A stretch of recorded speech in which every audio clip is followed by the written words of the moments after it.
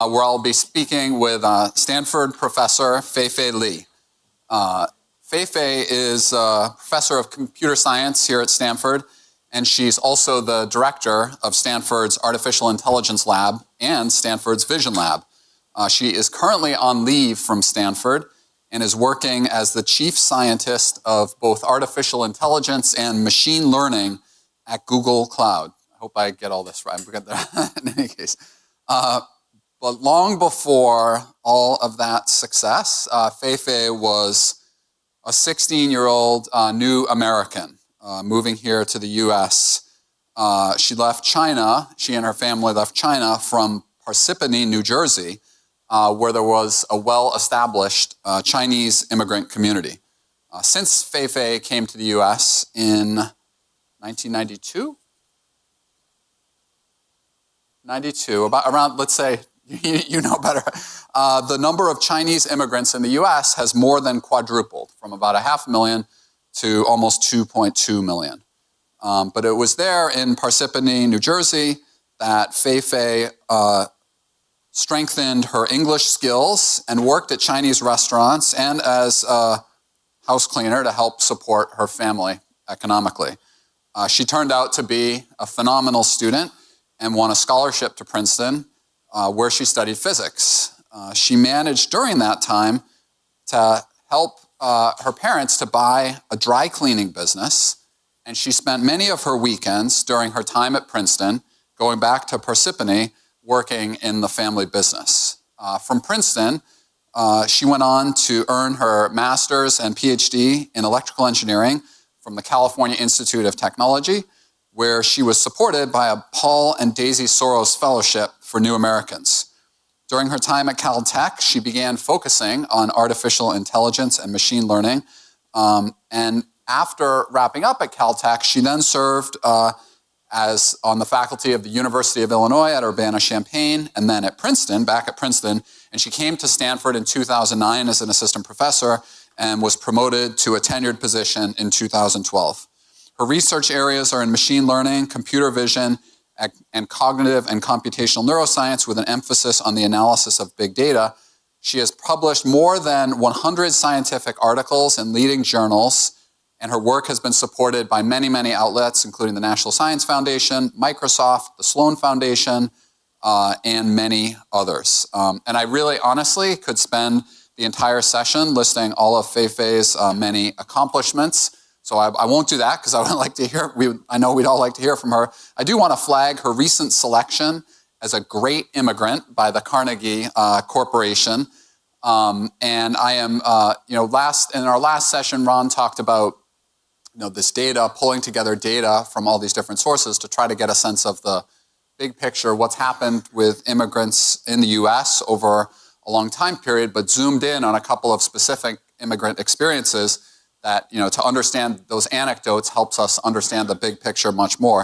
And I think Fei-Fei is going to help us on that front. So I am absolutely thrilled to have my colleague and friend, Fei-Fei Li, with us here today. Please join us in welcoming her here.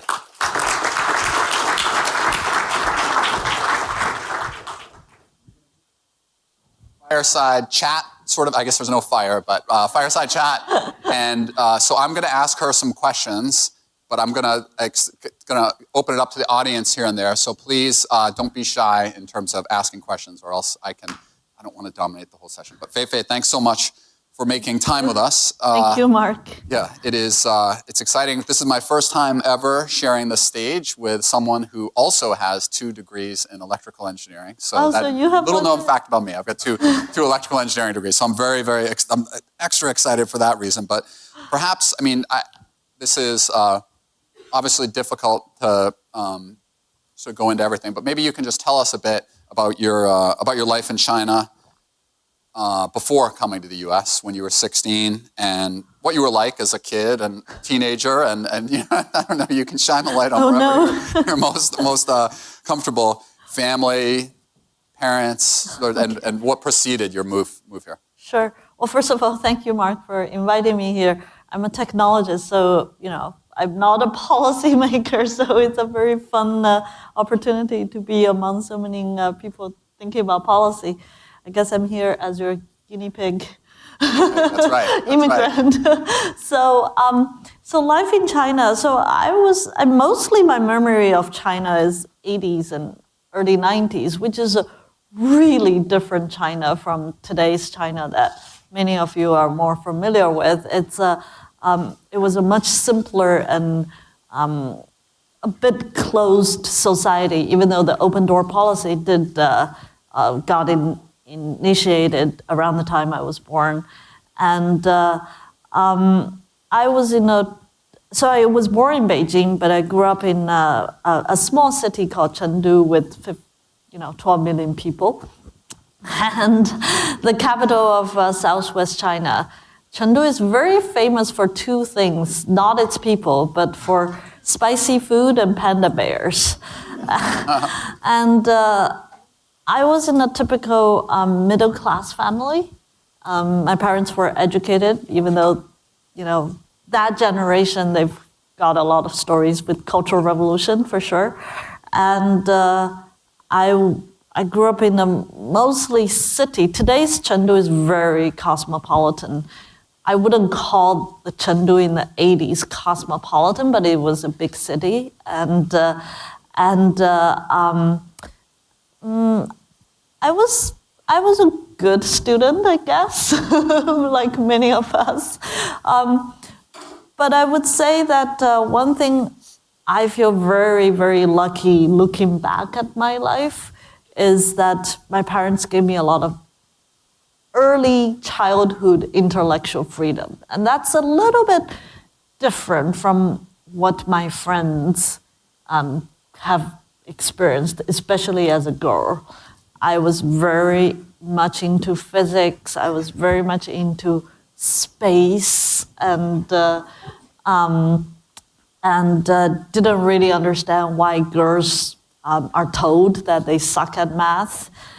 Disagree with the teacher when she said, girls are not supposed to do this, not supposed to do that. But back at home, my local small family gave me the kind of freedom that I recognize today is really the foundation of my intellectual growth. So that was my life. Okay, great. And when you look back on yourself, you and your family, when you were sort of 10, 12, 14, is there something about your family, and you compare your family with others in your orbit at that time, is there something about your family that made it more likely that they would immigrate, that they would move? Books. I remember, life in China in 80s, whether you're middle class or not, was very, very simple. Everybody doesn't have too much materials. I remember when I was an early teen, I really longed for eating meat because that was like rare. So it's not like today, that's not what we long for. But so there isn't much luxury. Nobody has car. I didn't get into a car. There were buses, but there's nobody owned a car. Nobody owns telephones for a long time. I don't think my family ever had a telephone. By the time I moved out of China, there's no running hot water, but my own family had lots of books, and my mom is especially into world literature. Like, I grew up, I did tell this story to some of my friends. When I was like 7 or 8, my mom just took away my children's book and filled my shelf with like Dickens, Bronte's, Shakespeare. 7 or 8? Dostoevsky. And Crime and Punishment. 8-year-old. Yeah, well, I didn't read that. Jane Eyre was my first real book. So I think I just grew up with a little bit of that world culture around me because of that. So maybe that was a seed. Right. Did you know at the time, or have you learned in the years since, what was the thing that catalyzed the actual move? So there you are in China, and takes a lot of work to get up and move. I mean, it takes a lot of work to move a mile away, but to move all this distance. So what was the... Yeah. So couple of things. First of all, when my parents were discussing that, I was around very early teens. It took a few years, so it's not like I was much of the decision circle. Yeah, right. You know. So a very, very typical story. There was some kind of relative, right? Like one catalyst. In fact, it's a distant relative, but it's a relative in New Jersey. So that was a known fact. That was kind of a link to New Jersey. And also, I think the couple of generations, my parents' generation and my grandparents' generation in China, they've been on the move quite a bit, many of them, because of the wars. Because like my grandparents' generation, a lot of Chinese friends, we share the story of our grandparents were moving from coastal to inner China because of the Civil War, the World War II. So I think this concept of being on the move is not foreign to those generations. Right. So here you arrive in the U.S., and can you tell us a bit about what that was like? You arrive and you're new. I don't know. Did you arrive in August, like ready for the new school year, or in the middle of the year? No, I arrived in the middle of a school year, like May or something, and 10th grade. Yes, and I remembered Parsippany, New Jersey.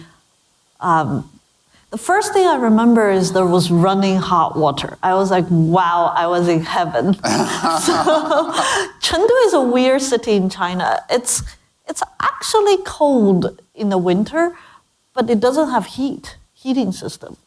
Like, the winters were freezing, so I didn't like that. So coming to the US with hot water and heating, that was nice.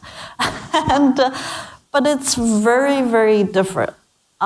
It's the first time I experienced my family had a car, even though my dad bought a very, very old used car. But it's like, wow, we have a car.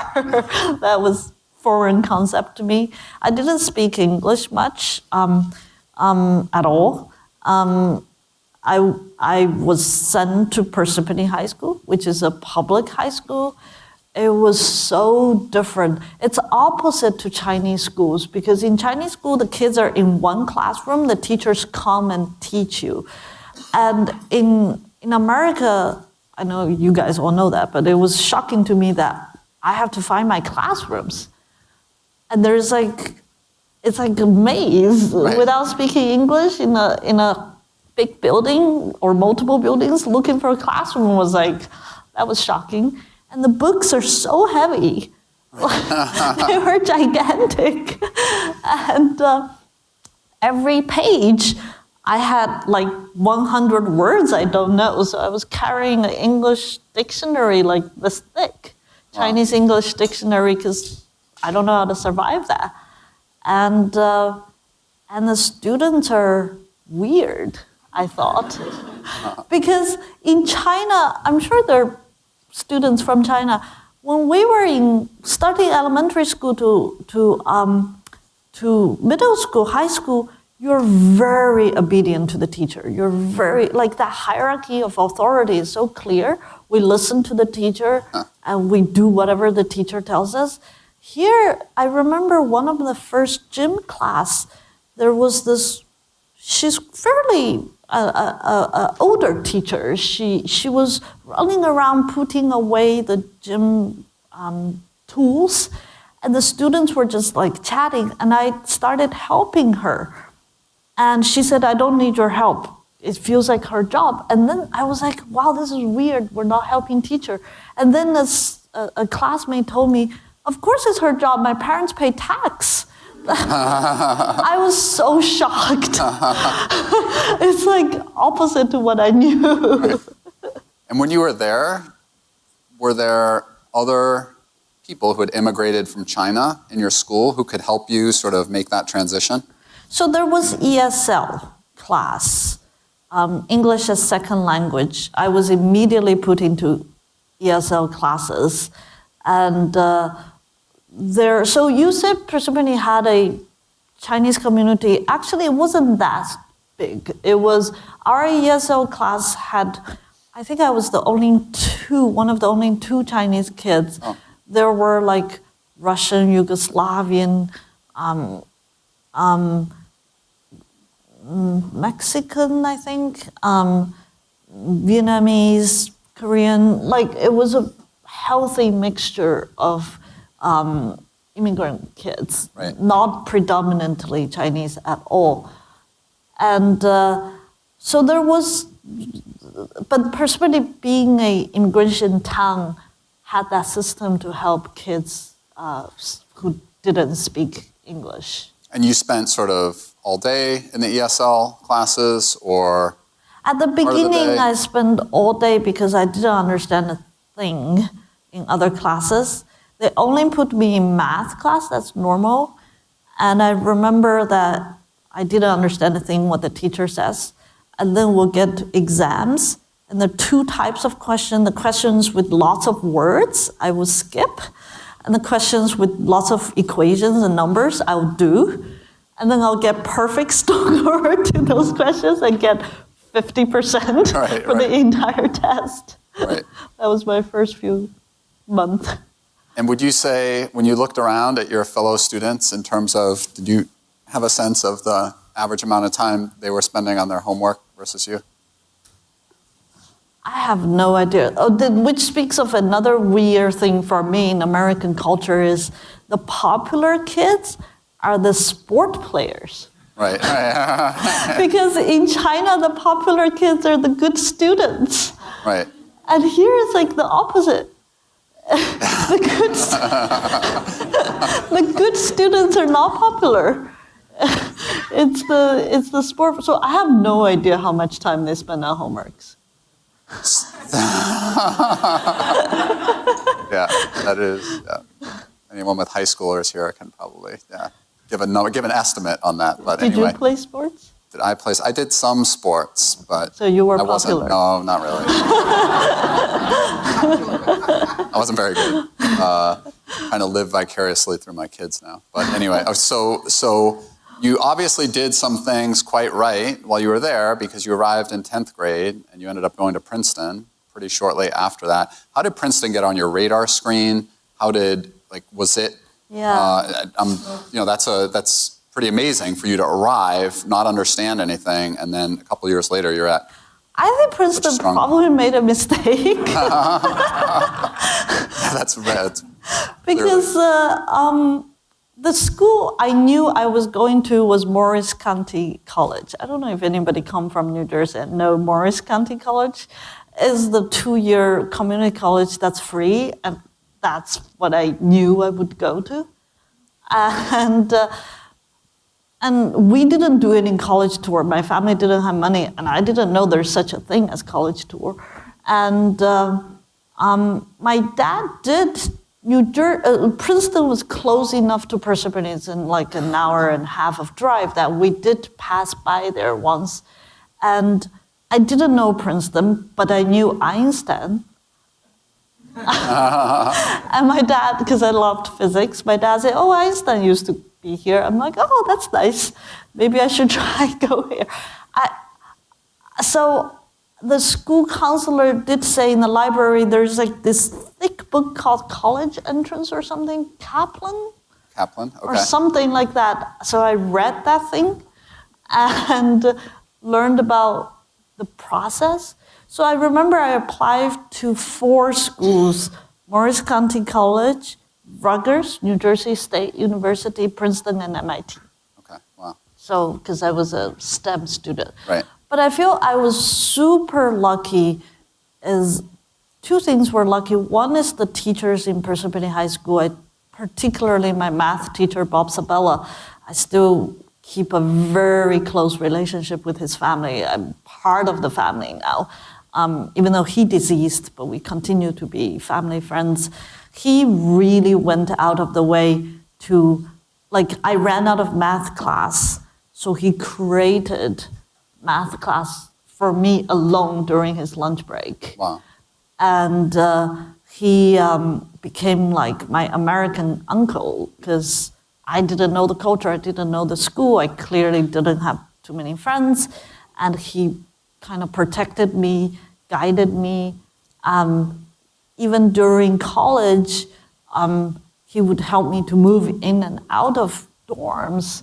Wow. And like when I got married, his family came to Italy to our wedding. So like that mentorship turned into friendship was, I think, the most critical part of my high school experience that played a huge role in my transitioning from high school to college. I didn't have a high SAT score at all. That's why I said Princeton made a mistake. Because I did get good math score, like 800, but verbal, I didn't know there were classes to take. Right. So I just did what I could do the best, and it was kind of bad. Right. But there was TOEFL for those students like me, so I took TOEFL. I guess I was okay with TOEFL, but I really didn't think I had amazing scores. So I don't know how I got into it. But they're not looking to necessarily, as we know here at Stanford, get all double 800 type. Okay, yeah, I would have no chance for Stanford. And so maybe you can tell us a bit. By the time you arrived at Princeton, you had been in the country more than 2 years. 3 years. Or 3 years, okay. And so you can tell us a little bit about what that experience was like. By then, did you feel like you kind of understood how things went here, or was that a bit of an adjustment too? Princeton's pretty different, probably, from your high school. So honestly, I don't know how much of my experience is typical of immigration students and kids. So first of all, like you said, because of the financial pressure and all that, there's a joke that every Stanford computer science professor have to have a startup to get tenure. My startup was my dry cleaner shop. So I did that when I was 18 or 19. So around the time I was entering Princeton, our family borrowed money from friends, including my high school math teacher who lent us money. And we got a tiny little Persephone dry cleaner shop, and I became the CEO of the dry cleaner shop. And because by that time I could speak English, my parents couldn't. So I was running the dry cleaner shop from Friday afternoon to sometime Monday morning, sometimes Sunday evening. I would be spending time in the dry cleaner shop. So I lived a life. And then I also worked in the library a little bit. That is not a typical Princeton student life. Right. I didn't go to any eating club, if you guys know what eating club is. I didn't go to, I wasn't part of any sports or anything. I was just busy trying to run my dry cleaner shop during weekends and go to classes during the weekdays. So from that point of view, I didn't have a typical college experience. What prevented me from getting into trouble, I guess. But in the meantime, Princeton was really what I really loved. The intellectual environment was what I it's just so natural to me. Like I said, I grew up in a very intellectually curious and driven family and environment. So surrounding myself with scholars and scholarship and research opportunities was really amazing. So that I feel so indebted to this system that would take an immigrant kid who has nothing, no connection, no money, no understanding of this culture much, and give her all the opportunities that I couldn't have dreamed of. And so that part of Princeton was just amazing. Not the social part, I didn't know much. No eating clubs, right? Yeah, no eating clubs. So I read, and maybe this is wrong, but that after Princeton you went to Tibet to study Tibetan medicine. So what was that? Was that what you thought your path was going to be, or sort of, I'm going to do this for a year, and so can you talk a bit about that? Yeah, that was weird. A lot of people ask me. So a little bit of context. I majored in physics at Princeton. If you are a physics student or a physics researcher, you know you're driven by the most fundamental questions of the universe. Where is the universe come from? Where did life come from? These are the questions that really, really excites me, even to this day. So around the time, and I had some research experience at Princeton, that I knew that the love of my life is a scientific pursuit, the career as a researcher and a scientist.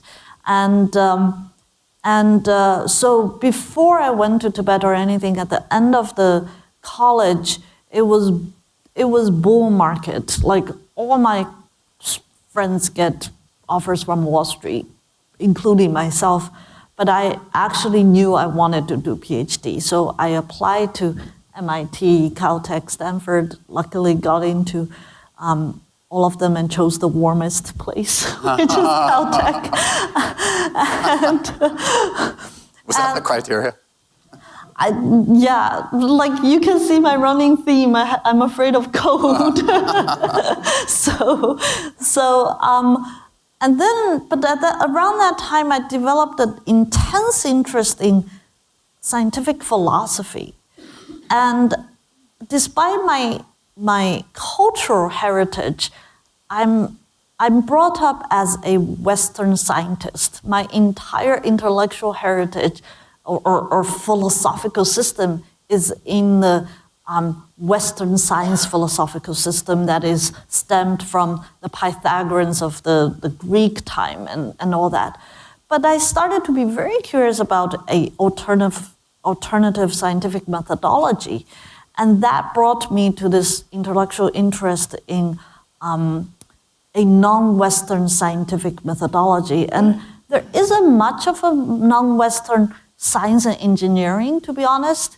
If you look at the ancient culture like Chinese, Indians, well, the Indian culture has tremendous math and all that. But medicine was the scientific lineage in the Eastern world that is built upon an entirely different philosophical system and methodology system that I became very interested in. So it was a deliberate decision that as a student of Western science, I want to study and learn about an Eastern scientific philosophy.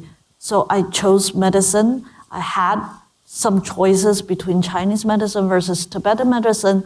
And I also was intensely curious about culture, history, and Buddhist religion and the interplay between religion and science. So I chose Tibet.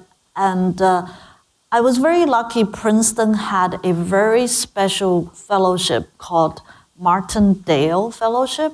Martindale Fellowship was awarded every year, it still is, to one graduating senior who has to design and carry out his or her own research project by him or herself. It's kind of the anti-Fulbright, or you cannot be officially affiliated with any institutionalized program. You have to be like kind of a Indiana Jones and do it yourself. And I applied and designed a research agenda, and luckily I got selected. And so I spent a year plus in Tibet studying Tibetan medicine and also doing research in Tibetan medicine. So that was what got me to Tibet. Interesting. And then you came from Tibet, you spent about a year? Yeah. A year there? And then on to Caltech. Yes. Where I believe right before you got this fellowship, Soros Fellowship, is that right? And that helped assist you. Yeah. I'm curious too, you talked a little bit about financial responsibility with your parents. Was that a tricky thing to be 2,500 miles away with them still doing the, yeah. or was it clear that this was, by that time they were well along? So there are two pieces. I'll talk about just sorting out my parents, and then I'll talk about Soros Fellowship, which deserves some credit, especially or acknowledgement in this audience. So with my parents, I've always been remotely, after college, running the dry cleaner shop. If you do a business, you do a lot of customer relation, insurance, police department, whatever. I could do all that by phone. The day-to-day cashier and ironing and cleaning, my parents plus another immigrant actually, helped to do. So I was always I was a remote CEO of my dry cleaner shop. So we sorted that out and you got to tell your parents is that, they were kind of your employees? Yes. Wow. My daughter would love that someday. Oh, don't ever talk to her. You're already her employee, you just don't know that. Pretty much, yeah. And also, if you're a PhD student, you get a stipend, and I can live very frugally, so I send a lot of money back to return our debts and all that. So that was easy. So Soros Fellowship. So I graduated Princeton 1999, and Soros Fellowship at that time was 2-year-old. So in 1998, Paul and Daisy Soros inaugurated this visionary fellowship for children of new Americans or new Americans themselves. So if you have one parent that is a green card holder or naturalized citizen, or you yourself is a green card holder or naturalized citizen, you're qualified for this fellowship. And this fellowship supports 3 years of full scholarship to any advanced degree, like PhD, MD, MBA. I think, are Soros Fellow here in the audience? And JD, and they support any of that. And their criteria is to select the future leaders of whatever discipline.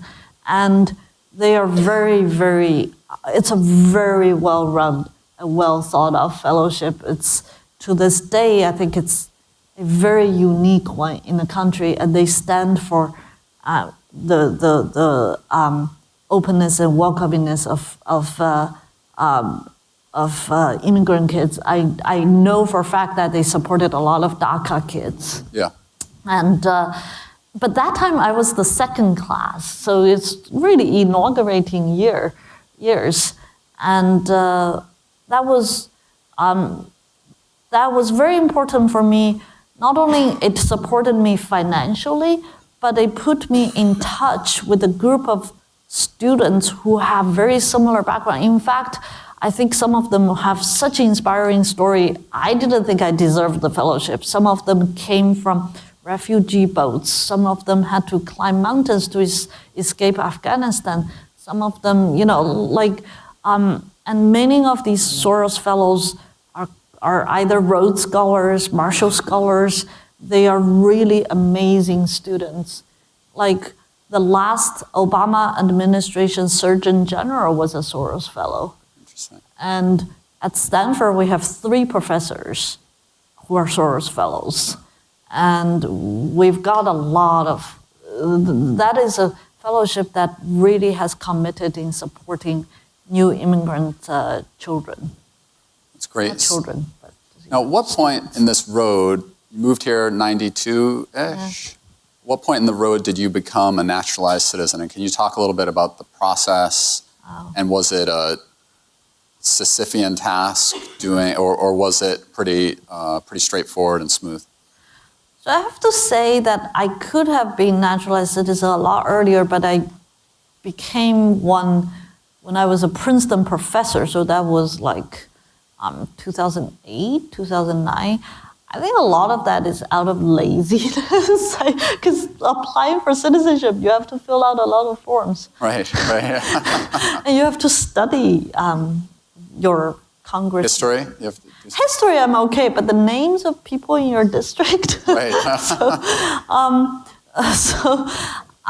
It was pretty natural for me. And I have to say, I have a very silly personal reason is that I got married to an Italian And that means half of my family is in Italy. If you ever hold Chinese passport, I want to apply for European visa, Schengen visa, it's just painful. Like every trip is just so much pain to apply for that visa. Right. So I just got sick of it. So it was even more paperwork to do that. Exactly, and it's Italy. every time, and I need to visit my family. Did it make a difference after you became a citizen in any way? Oh yeah, I don't have to apply for Schengen visas. Okay, well, other than on that, but on any other dimension of your life, did it matter in some way? Did it? I don't know, actually. That's a good question. I mean, of course, I have my responsibility to vote and all that. I'm a scientist. Scientific community is extremely global and open. So from that point of view, it's the day-to-day work is not hugely different, I have to say. Right. Okay, so I'm going to ask another question or two, and then I'm going to open it up. And it would be great if a student kicked things off with the questioning, but it doesn't have to be. That doesn't have to be. So if I understand right, you go to Italy some, and to China some, and do you still have family there? And do you, talk with them about the experience? Are some of them, do they think about moving to the U.S.? I'm curious about. So yeah, I have. So my husband, he's also a Stanford professor in AI. He's genuinely Italian from the sense that his parents are still in Italy. He was educated in Italy. He came here for grad school. That's where we met. So our family in Italy, Naples, Italy, is quintessential Italian family, and it's a very different world from here. So my personal family, my parents are here, but my aunts, my grandma passed away. My grandparents passed away a couple of years ago, but up to a couple of years ago, I frequently visit my grandparents. I was very close to them. I have cousins, I have friends. We have collaborators now. Being a Chinese American, I think for those of you who have roots and family in China, I think it's been a fascinating several decades because the pace of change in that part of the world is way above average. Like looking at Italy's change and China's change, there's a bit of a pace difference. And so it's fascinating to be someone who is cross-cultural, to experience the differences, to share the experiences. Also being a PhD advisor, I've got a lot of students who are from China, and I also see the differences as the years pass, the kind of background and experiences these students bring. So it is quite fascinating. That's great. And so we're here. I know you said at the outset you're a technologist and not a policymaker. Yeah. We are at the Stanford Institute for Economic Policy Research. So I just want to wonder if there's anything, so you're here in Silicon Valley, you travel around the world, from a policy standpoint, that you think the U.S. generally ought to be considering as a technologist here in Silicon Valley, where we have such a high immigrant population. Thoughts on that? Okay, so I'll give you a story because I knew Mark is going to ask me some tough questions. So I was just with I was just with my kid in the California Academy of Science Museum this past weekend, and they have an exhibition on origin of human population, the African exhibition, and it starts with Lucy. And my son is 6-year-old. There's a nice display. It's interactive. When you click on different timeline back from 100,000 years ago all the way to now, it shows you the migration pattern of human population. And my son was just enjoying the clicking, and for like a long time in humanity's history, it was just a lot of movement within Africa. And then around, 40,000 years ago, I could be wrong, you start to see the arrows going to Europe and Middle East and going to Asia and all that. And it really dawned on me, who is not an immigrant? Like, the whole DNA of human as a species, like forget about nationality, just as a species, that we are on the move. We're on the move in seek of different things, and that really is who we are. And so from that point of view, I definitely, as an immigrant myself, I'm so grateful of all the opportunities I have back home here, the support, Mr. Bob Sabella, who is a white American who supported a Chinese kid who didn't speak English in high school, and Princeton, for some reason, admitted me, and then had to give me scholarship because I couldn't pay, and all that. And now, as a technologist and a professor at Stanford, my entire career is built by students worldwide. And every single paper, I guarantee, even if you take my name out of it, there's somebody in the author list who was not born in America. So this is how we advance this field. This is how thankful I am to this openness of exchange of talents and background. And I have to say, in the past few years, I'm experiencing pain with my students. I had Iranian students freaking out when the travel ban happened. This is kind of insane. We're in the most AI heated time. My students who are AI students and postdocs cannot stay in this country to continue their career because of immigration visa issue and are considering Canada and Australia. And I have students who I try to recruit from elsewhere, other countries, who say, I'm not coming here because I don't know if I'm welcome, or I worry about my visa after the study here. So that pain I'm experiencing with my students or potential students, and that has increased in the past few years. Right. Interesting. Okay, so with that, let's open it up for questions from the audience, or I can continue, but anyone out here who would like to send a question for Professor, right over here. Could you say something about the Cultural Revolution's impact on your family, especially, and maybe on you? It's only a little more than a decade between the end of the Cultural Revolution and when your family left China. So I was born right after Cultural Revolution, so I myself don't have an impact, don't have any memory. Or, of course, if you read any literature or document from Cultural Revolution, you will know that there are people who have been traumatized, and I think for some reason, I really don't know what it is, detail. My mom was not allowed to go to college, even though she was a phenomenal student. So that was a very personal, story that I knew of. That was a impact by the time. Okay, additional questions right over here? Thanks so much for sharing some of your personal story with us.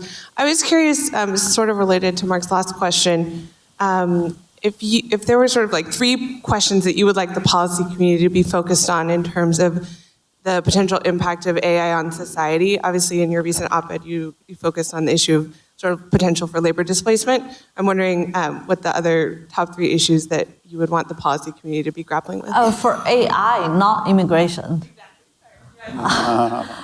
Okay, so one thing is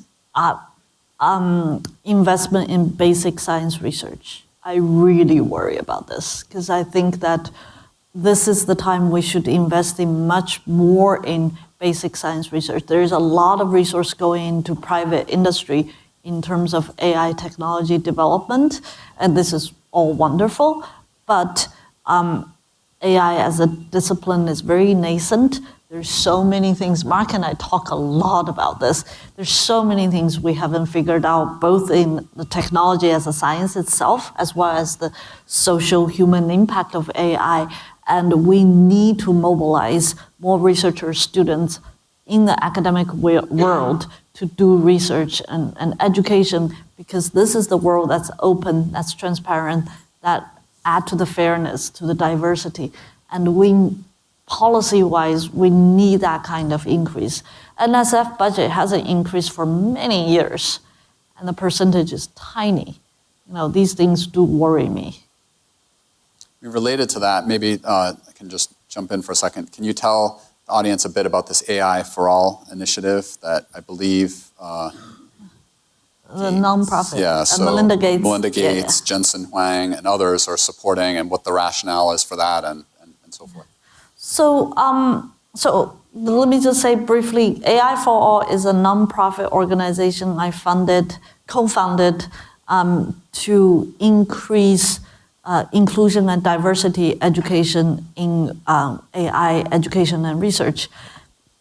And so about 4 or 5 years ago, I woke up with a realization that there are two crises in my professional world, and they seem to be disconnected.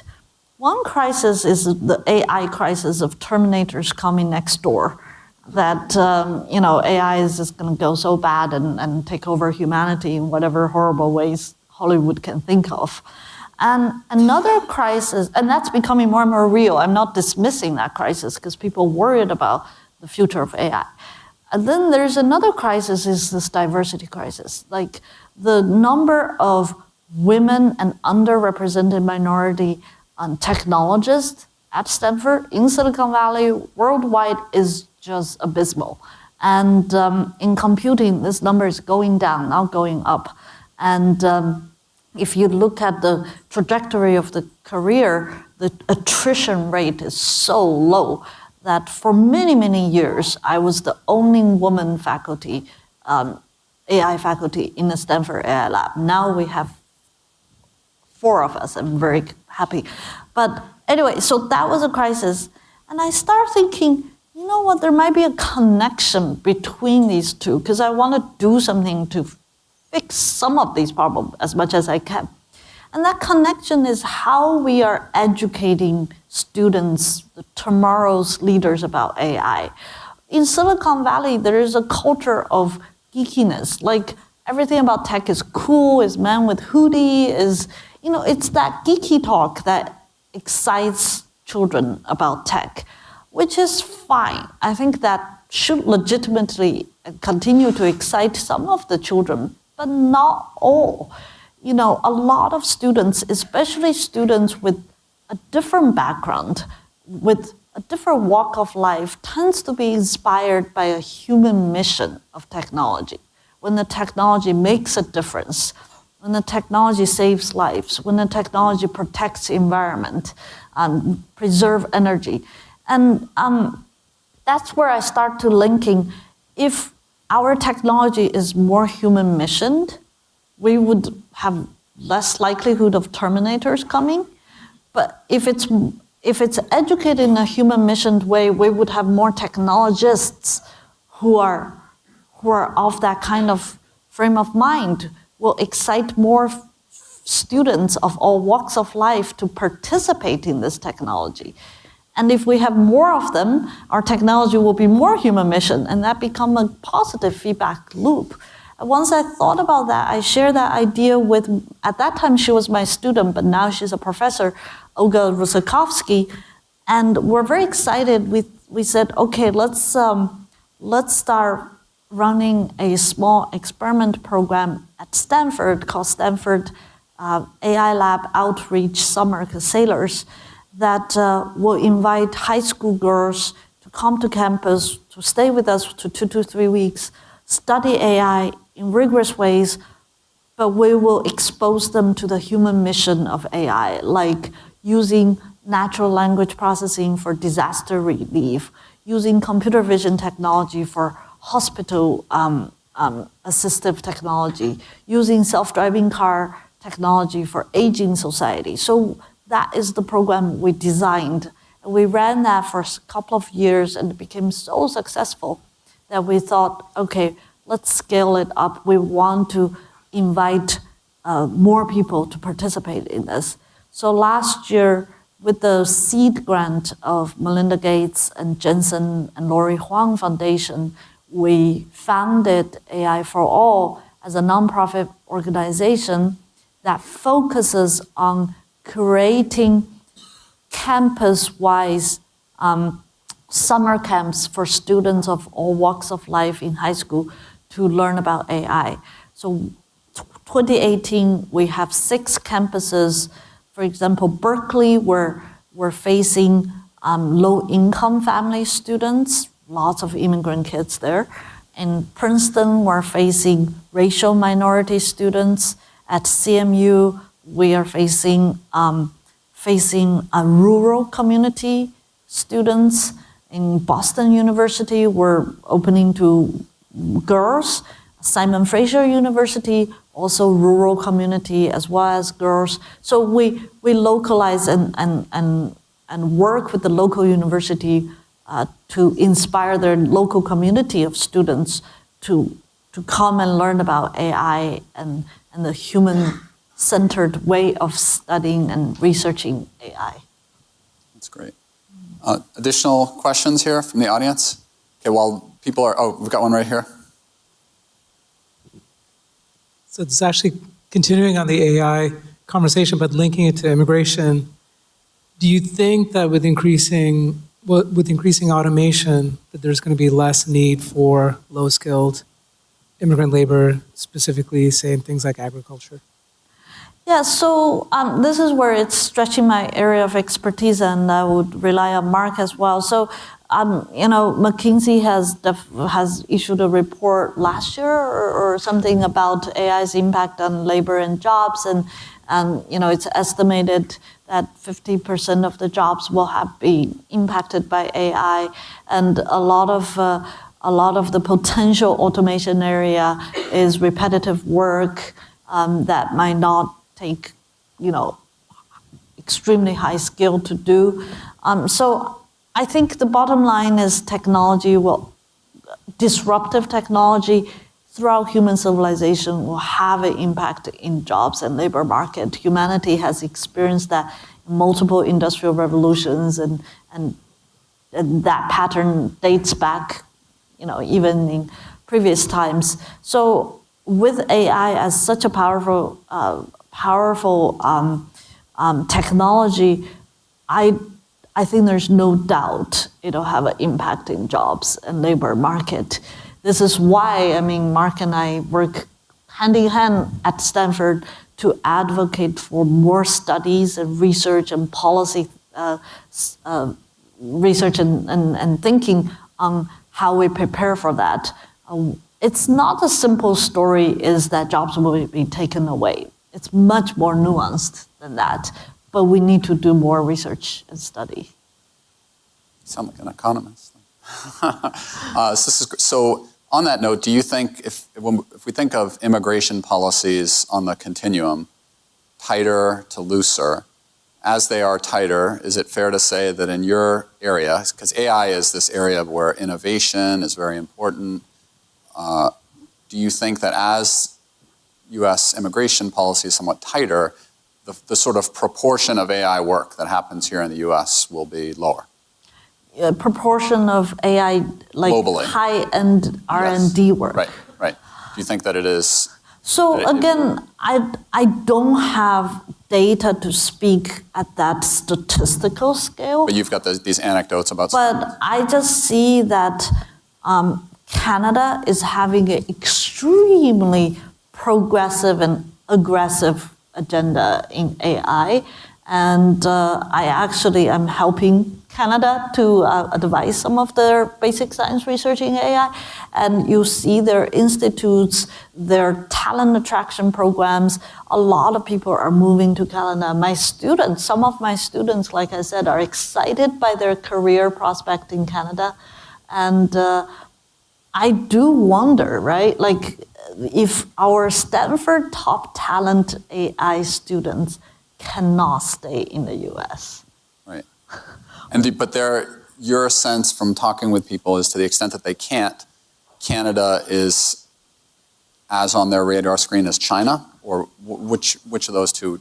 Well, it does depend on the background of the students, right? China is still a society that you thrive the best if you speak Chinese, whereas Canada, if you already speak English, it's easier to go there if you don't speak Chinese. So that, I think it's a little orange and apple to compare, but again, when I came here in the 90s, like, there's no other country like US in the world for the best students. Like, this is a mecca. Like, it's just so singularly mecca for the best students in the world. Today, at least in AI, I don't know. So my last question for you is, as a mother, and you think about sort of, you grew up in China, you spent your first 16 years in China. Your kids today, they're here in the U.S., they're playing, I don't know, maybe they're not playing Pokemon Go or whatever, but they're getting. But what do you, as someone who has spent all that time in China, view as important to pass on to your kids about your background, your heritage, and so forth? As an immigrant, we talked earlier, the first session, a bit about to what extent people remain connected to their background versus assimilate into the new country. Yeah. What are your thoughts on that?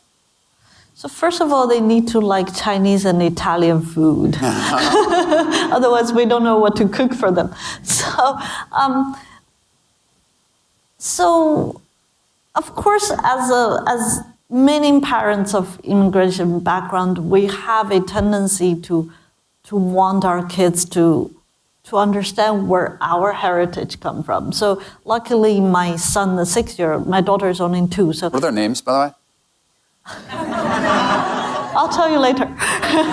We just had a whole thing about names in the first session. Okay. So anyway. So my son is trilingual right now. Wow. And let's knock on wood. Let's see how many years he continues that.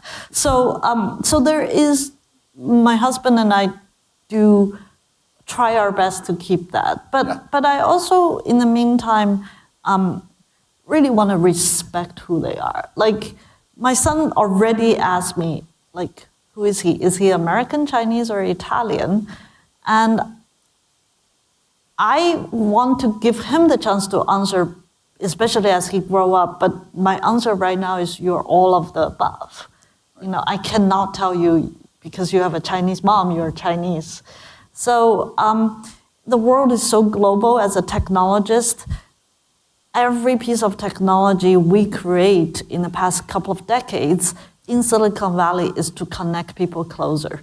You know, either by the internet or by AI, or, you know, is to break the barriers, to increase our communication, increase our connection, to increase our understanding. And from that point of view, I want both of them to be more part of humanity than that strong wall between countries.